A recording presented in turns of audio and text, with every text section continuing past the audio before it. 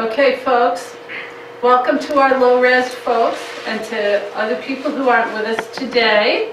I am thrilled to have Ted Thornton here for our second year to help us get up to speed with all of the interesting nuances of this place we're headed to. Ted and I go back, I don't know how many years. 5 years? That's not count. A while. Ted was an instructor at Northfield Mount Hermon full-time until a few years ago when he escaped. While he was to do other work in other places. While he was at Northfield Mount Hermon full-time, he was an instructor for my two children and took my son with him to Turkey. So I knew that he knew all this. So when I got the idea to go to Turkey, I thought it made sense to have Ted come and speak because I can't do it anywhere near as well. So I'm thrilled you're back. Thank you, sir. Teşekkürler. And this is our crowd. Yeah, that's their January project. Okay. I'll teach you a little bit. Merhaba. Say it after me. Merhaba. Merhaba. Means hello. It comes from Arabic, as a lot of Turkish does. In Arabic, it's marhaba. Merhaba, marhaba. In Arabic, it means welcome, but it's the word for hello that you'll hear most often. So, merhaba and teşekkürler, thank you. Good to be with you. Let me go around and get your names. We have a couple of you coming in, but I'm Ilsa. nice to meet you. I'm Tim. Nice to meet you. Catherine. Allie. Lisa. Rebecca. Great, thanks. So, my assignment today is to talk a little bit about religion and state in Turkey. And last year we had some time to talk about how that relates to what women in Turkey are going through in particular. And I hope to have some time to do that later, or a general discussion, we can do it. So I'd like to, Linda asked me to speak for about an hour, and then, or an hour and a half, and we'll have some discussion time for questions about the country, about the politics, or anything that I will have been saying to you. And I'll try to keep the slides coordinated with what I'm saying. Let's see. Page down doesn't work. There we go. One of those people should look familiar to Linda. Yeah. There he is. There's Andre. This is my wife who accompanied me on the trip, and English teacher Jim Block, whose assignment was Turkish literature. We visited Assos on the Aegean coast, which is on a very steep hilltop overlooking the Aegean. You have this gorgeous view of the island of Lesbos out in the sea. And this young man, Nick, gazed out at that sight and said, "I'm not going home."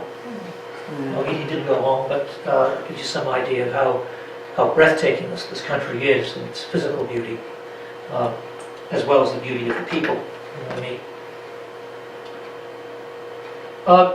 So, religion and state in Turkey. Your sources are Kinzer, of course, which, in spite of its being a little dated now, is still probably one of the best, if not the best, introductory text you can find. And you've also been reading this report, Albright and Headley. So if I can make this work. There we go. Ms. Madeline Albright enjoying the hospitality of the President of Turkey, Abdullah Gül, at the Presidential Palace in Ankara. The context of that report, and maybe you've discussed this a little bit already, is a gradual but steady tilt away on the part of Turkey from Western interests, Western sphere, if you will, and more a turn toward the East. which is a trend the economists started picking up and talking about 2 years ago. Erdogan looking eastward. And when you read that report, between the lines, or the elephant in the room, if you will, is American nervousness about Turkey. We're not so sure about whether we can keep Turkey geopolitically in the American fold. And one of the earliest signs of this was back in during the Iraq War, when the American government petitioned Turkey for the use of air bases in the eastern part of the country to launch attacks against Saddam Hussein's forces, and the Turks wouldn't let us. You will, unless you're really looking for it on this trip, probably not run into any kind of coolness in attitudes toward Americans one-on-one, but in terms of government relations between the two governments, you'll find some nervousness, particularly on the part of the Americans. And I think you'll pick that up in this report, this Albright report, if you're looking for it. Some of the reasons for Turkey's turn eastward include disappointing results in the application to join the EU. Look at that first date, 1987. That's when the process all started. And it ain't over yet, and it probably won't be over even by 2015, which is the earliest probable date that many think this might happen. So many Turks are saying, well, why is the EU so important? After all, Turkey's had economic growth in the 8 to 9% region for most of the past 4 years. They've done not quite so well this last couple of years, more like 3%. But they're still doing better than a lot of other countries in the world. And they have a lot of interests in the Middle East now. Some even talk about, I think a little too glibly, the possibility of a new Ottoman Empire rising out of the dust.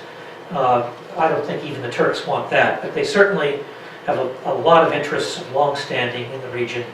And until the Arab Spring revolutions broke out, improving relations with just about everybody. That is beginning to change, and there's some ominous signs, to be very frank with you, particularly on the border between Turkey and Syria.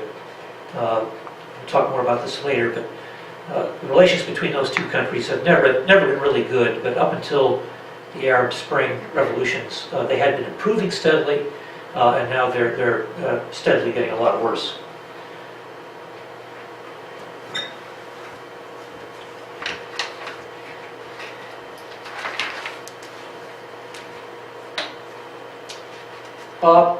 So how do we begin to unravel Turkey's very complex past and present? Well, one of the great historians of the 19th century, Jacob Burckhardt, said that all history should begin with the study of the present. You can't begin to understand the past until you understand what's going on now. And he was in some pretty good company with that assertion. Thinkers like Tocqueville, John Stuart Mill, others have taken that approach as well. They were all, as Burckhardt liked to say, presentists, students of the present as well as the past. Or, to put it another way, people who approach the past through a look at the present. So with that in mind, we're going to begin with a look at what's happening in the here and now in Turkey, the context in which we find ourselves, the context in which you will feel familiar when you land on the ground there. So what's happening in Turkey's present? Let's start with politics. The Prime Minister is Recep Tayyip Erdogan.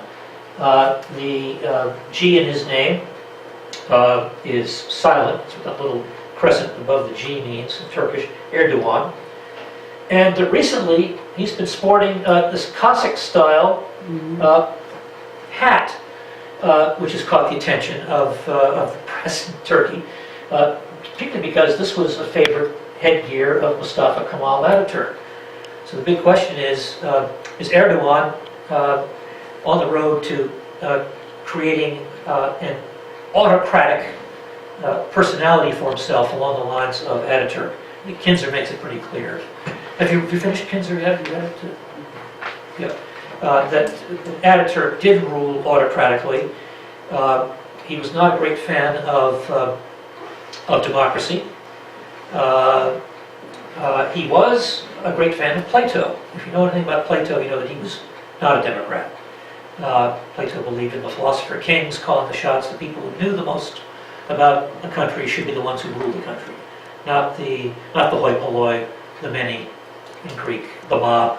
That was the approach that Ataturk took, and that's the approach that Erdogan more and more is appearing to take himself. He was elected in 2002 on a wave, surge of democratic fervor, and he looked like he was going to rule as a very democratic prime minister, but it's not turning out that way, and he's certainly doing things to make it quite apparent that he's molding himself along the lines of the great man, whose name, by the way, means what? Anybody know what Ataturk means in Turkish? Father of the Turks. Very patronizing way. I'm the father. Listen to me. Sorry. There we go. This is his wife, Emina, who is of Arab descent. You'll see what that might mean in a minute or two. It has a lot to bear on Islam and on the role of Islam in Turkish affairs. Erdogan heads the ruling party, Adalet ve Kalkınma Partisi, the Justice and Development Party. That's the ruling party of Turkey at the present.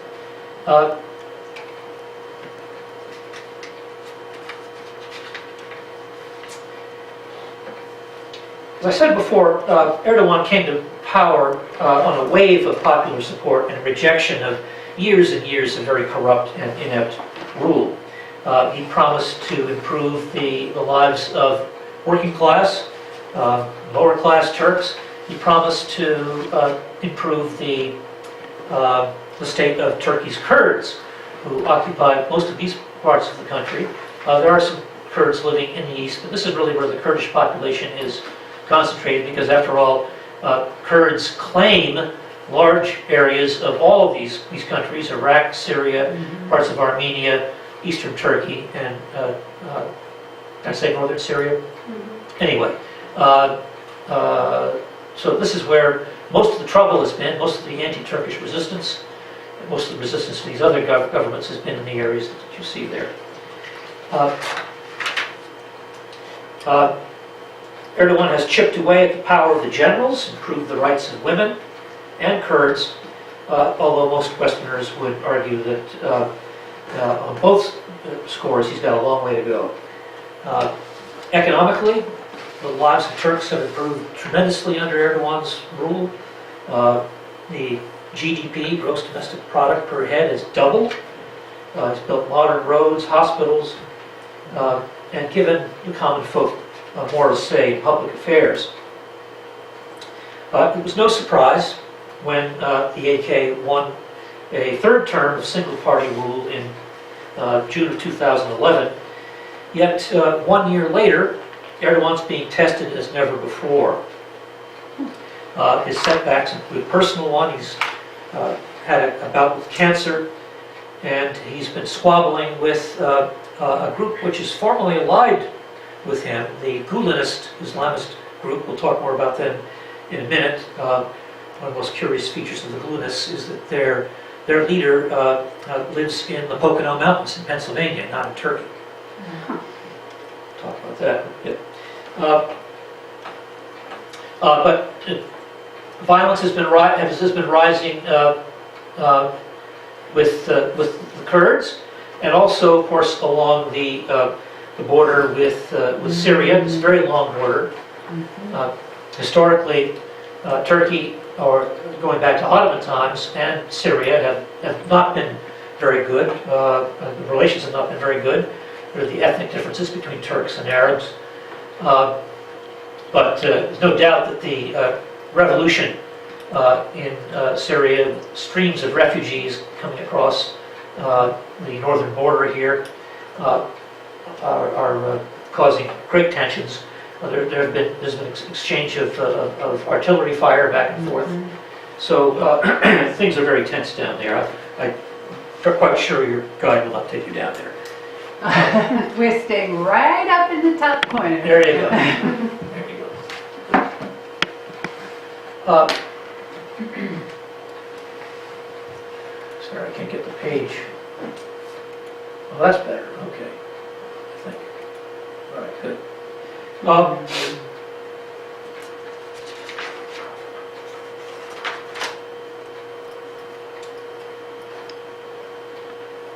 Did you take those pictures? I did, yeah.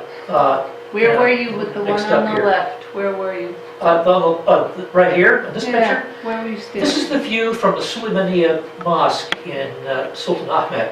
As you're looking down the hill into the Golden Horn, Okay. this is the Blue Mosque over here. Yeah, I'm already a little mixed up. Let me try to get back on track here.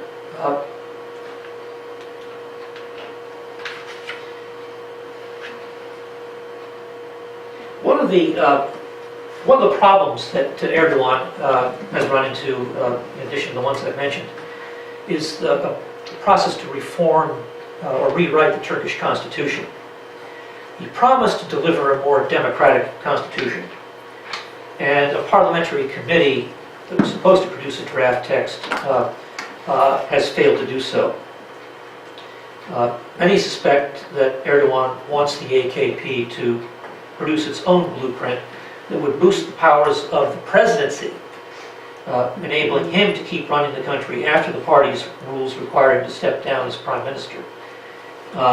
So his ambition is to become president of the country to replace Abdullah Gül.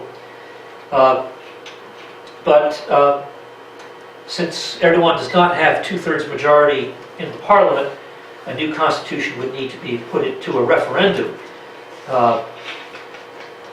Over the past year, he's been increasingly hawkish on the Kurds, as I mentioned. He scrapped secret talks with the separatist Kurdistan Workers' Party. That insurgency, Kurdish insurgency, has been going on for 28 years. So it's an old problem. And he's begun to revert to force again in the mass arrest of thousands of Kurdish activists. Erdogan's secular opponents accuse him of reverting to his Islamist roots. And he's done some things that have disturbed many of the secularists in Turkey. And if you can start thinking of Turkish politics as having a kind of a bipolar disordered quality about them, with extreme positions by secularists on the one hand and extreme positions by religionists, or in this case Islamists, on the other. Not a good mix. But Erdogan wants to promote a more religious youth, as he calls it. And he's proposed to restrict the rights of women to get abortions, for example. He's reintroduced the training of imams, clerics, Islamic clerics, in schools at the middle school level, which is a big turn away from the secularist principles that Ataturk enunciated. The new curriculum includes optional Quran and Arabic language classes, and his wife Amina, I remind you, is of Arab descent. So Erdogan is trying to cultivate a kind of pious nationalism, calculated to appeal to the far right, to the conservative voters, most of which are outside of Istanbul and in the eastern parts of the country, where you're not going. Okay? You will see signs of this religiosity. You'll see fully veiled women, particularly in the parts of town west of Sultan Ahmed, west of the tourist areas. If you were to visit the tomb of S.I.T, for example, the conqueror of Constantinople, you'll see a very conservative religious out there, and on the campus of Istanbul University. But for the most part, you're going to be seeing the kinds of... You're going to have a hard time telling whether you're still in Rome or not, parts of Istanbul, Rome or Paris or whatever. It's going to look very Western. Once you go over to the other side, to the Asian side, it begins to look a lot more like a conservative and quite religious culture. And the further east you go, the more that becomes true. Can I ask one question? So Yeah, you said question. you would see the headscarf, the veil and conservatism on the campus of the university. You will, yes. So I always think of universities as more liberal. Well, I'm going to get into this, yeah. Interesting, yeah. Actually, it was illegal to wear the veil, Right. or the başörtüsü, as the Turks call it. And constitutionally, it's still illegal. But part of this ferment, this tremendous debate that's going on about the rights of religious people has set in. The government has backed away from enforcing the constitutional ban on wearing the veil. So you're going to see a fair number of veils, particularly, again, outside the tourist areas. Yeah. And once we go up into Versa, everybody wears a scarf. Yeah. You'll see, it's like a direct reverse, Yeah. and it's only 4 hours. Actually, two-thirds of Turkish women wear the scarf. When I mean veil, I'm talking about the full facial covering. I only saw a few of those last year. Yeah. So you can see, but as you said, the further you move out of Istanbul, there's a lot of support for Erdogan because they talk about roads, hospitals, healthcare. You know, he's been very smart about how he's chosen to put it in play. But when you talk to some of the folks that we've worked with, and they're speaking less and less openly, I noticed as well, but they were talking about some of the more subtle things that he's done, like the big children's sports day. He canceled that last year, and that was something that was done to celebrate Ataturk, and that he changed it, and in part to lessen the Ataturk, but they were also speculating it was because the girls would participate in sports costumes and that they might have looked too revealing. Well, this is interesting because Erdogan comes out of a background of sports. He played semi-pro soccer on one of Istanbul's best teams. So he's clearly, here's a case where his religious principles are beginning to override some of his more secular activities. Yep. When we go farther outside of Istanbul and into the rural area, would you recommend that we also cover our hair with Oh, scarves? very good question. Please take a scarf with you to cover women. I'm talking about women to cover your hair because you don't want to go into a mosque, even the blue mosque, without a cover. I'm sure Linda and others will go over this with you, just as a sign of respect. We saw in a few. We always had the women in our groups take scarves, but I did see occasionally a woman who was not covered, a European tourist, being allowed in. But you know, you want to think of yourselves as ambassadors of the United States. You want people to respect you and to like you. You don't want to be in your face about things. It'll be so cold you won't want to wear sleeveless or t-shirts. But that's another issue in hot weather, particularly when we took kids to Egypt. We urged the women to take shirts down to their wrists, and but again, you will see very European styles among many of the women. Even if they're wearing a scarf, you'll see lots of very chic dress. And the Islamist fashion industry is booming. There are fashion shows in the five-star hotels. This gorgeous Islamist attire for women, outfits that go for thousands of dollars. So it's not just a class issue. Okay, they've started out that way in parts of Turkey. It's true that probably on a percentage basis more women from the lower classes wear the scarf than women in the upper classes, but there's a burgeoning fashion industry. Erdogan is a very pious person, as is his wife, and what he's doing is certainly calculated to appeal to his constituency, the people who put him in power, the far right, but he may be overplaying his hand. in the opinions of some. For one thing, he hasn't been able to put a lid on Kurdish unrest. Scores of soldiers have been killed this year. Erdogan has taken to blaming Syria for a lot of this trouble. Syria has been known to stir up the Kurds along its northern border, and of course in eastern Turkey. But that's another story. With us in the United States distracted by the presidential race for most of the last 2 years, and Europe bogged down in the euro crisis, and the EU membership talks really stuck. Turkey's Western allies again have had very little influence on Ankara. And a recent poll suggests that only 17% of the Turks now believe that Turkey will eventually join the EU.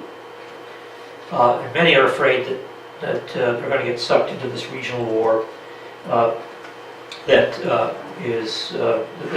being sparked by the civil war in Syria, or an attack on Iran by Israel, or both. Erdogan is very good at sniffing out the public mood, but his popularity is failing, and many think he's got his priorities wrong. Let's see how religion factors into this. There aren't any statistics, formal statistics on religious beliefs in Turkey. It's not a question on the census. So all you've got is government estimates, what the government says. And that 99.8% figure may be higher. But there's no question that most people in Turkey are religious. They are Muslims, mostly Sunni Muslims. But some 10 to 15 million of that 79.4 million in the population are Alevis. Alevi is a Turkish word for Alawi. The Alawis are the ruling minority in Syria right now, perhaps soon to be out of power altogether. The word means followers of Ali. In other words, they're related to the Shiites. They're not fully Shiite, but they're certainly more Shiite than they are Sunni. And that puts them at odds with a lot of the dominant religious preferences of Turks. Our guide in 2008 was an Alevi, and he was always going on rants about Erdogan, the Sunni government, and how his Arab wife was trying to take over the country. So, Ours is Greek Orthodox. She Okay. goes on different. there'll be another rant going on there. That's right. You having the same guide this year as you did last? Half of it, the second half. The first half, I think we got somebody different. I'm still trying to talk her into it, but she's one of the top folks that works for Grand Circle Travel, and she's Greek Orthodox, so she's got a whole nother perspective Right. on it. Well, the Greek Orthodox make up, according to estimates, about 2% of the population, so she doesn't have a whole lot of company. Yeah. A poll in 2005 reported that 96% of Turkish citizens said they believe there's a God. And here's another piece of advice. When you travel to the Middle East, unless you really are on good footing with the people that you're conversing with, or in your homestays, for example, don't bring up topics of religion unless they're brought up first. This is not as much of a problem in Turkey as it is in the Arab countries. But if in your homestays people bring up religion and ask what you are, if you can avoid, if you're an atheist or a Jew, try to avoid saying that somehow. Try to be discreet about that. If you're a Christian, no problem. Any Muslims in the group? Go. I don't know. Last year I brought someone with us who was gay and is married, and he managed to get through the entire 2.5 weeks talking about his spouse with two homestays not figuring out.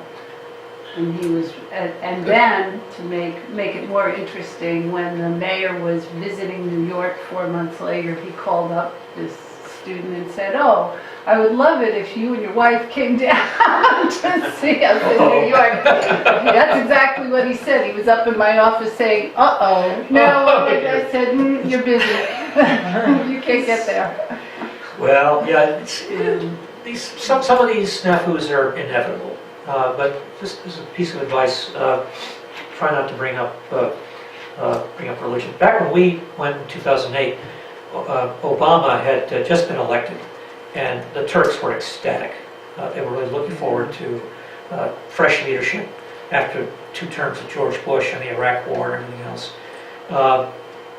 Things have cooled off a little bit, but not. Look, the bottom line is that the Turks and the United States are friends. You don't have to worry about that. Yeah. In a Pew Research Center survey, 53% of Turkey's Muslims said that religion is very important in their lives, more than half the country. According to the Turkish Economic and Social Studies Foundation, 62% of women wear the headscarf or the başörtüsü. I don't have a figure on how many women wear the full, any figures on how many women wear the full veil, but the percentage is small. 33% of male Muslim citizens regularly attend Friday prayers. Those kinds of numbers are very hard to count for women because women often pray at home. They don't go to the mosque.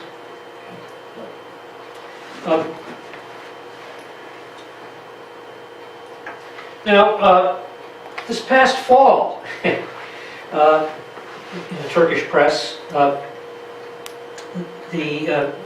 with the steadily rising heat of religious rhetoric going on, things took a rather silly and embarrassing turn for many Turks when a controversy erupted over what makes a bicycle an Islamic bicycle. And you may hear some of your homestay friends talking about this. A professor from the Yildiz Technical University brought quite a few nods of approval from colleagues at a conference when he proposed that that bicycles ought to be made in an Islamic fashion. And he said a bicycle that is painted with substances harmful to humans cannot be Islamic.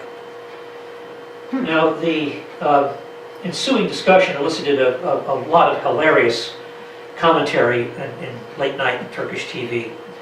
But not everybody was amused.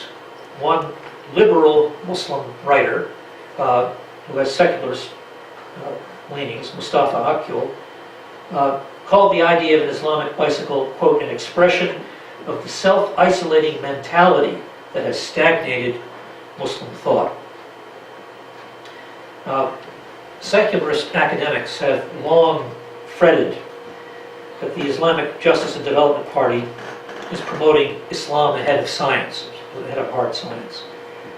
And they point to the introduction this year of Quranic lessons in state-run schools, growing emphasis on religious education. In a little while we'll see how Ataturk unwound all of that and deliberate efforts to try to completely secularize Turkey now seems to be going back in the other direction. Many secularists believe that these moves do fly in the face of the rigidly secular principles of Ataturk. And yet they are being put out there, supported by a flurry of appointments that Erdogan has made to high offices within universities.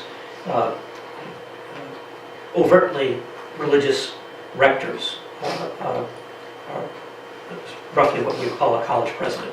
Rectors of universities, overtly religious ones are replacing the secularist ones.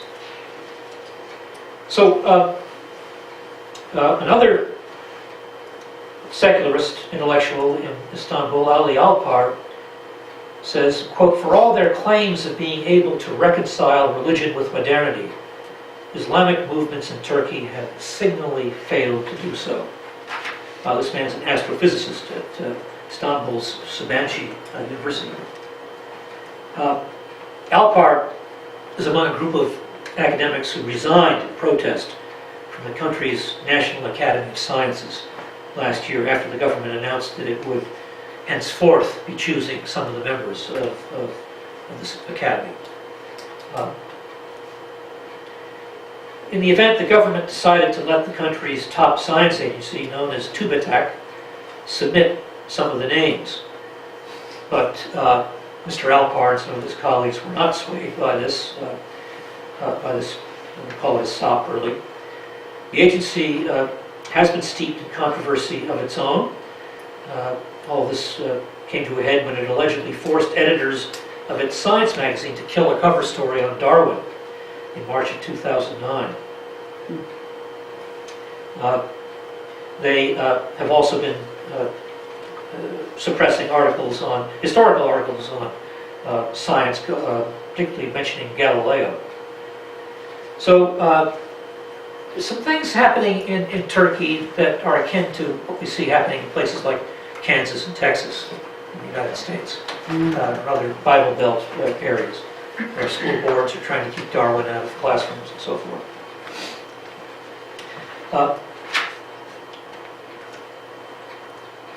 Akul won some accolades, just to wrap this part up, when he said that it's time for Muslims to rethink why early Islamic civilization produced so much of universal value in civilization, from algebra to the lute, and why we hardly do that today. We hardly see that today. So he's decrying the anti-intellectualism we see coming out of Islamist circles today, reminding Turks and the Islamic world at large that Islam was a dominant global civilization responsible for tremendous contributions to medicine, science,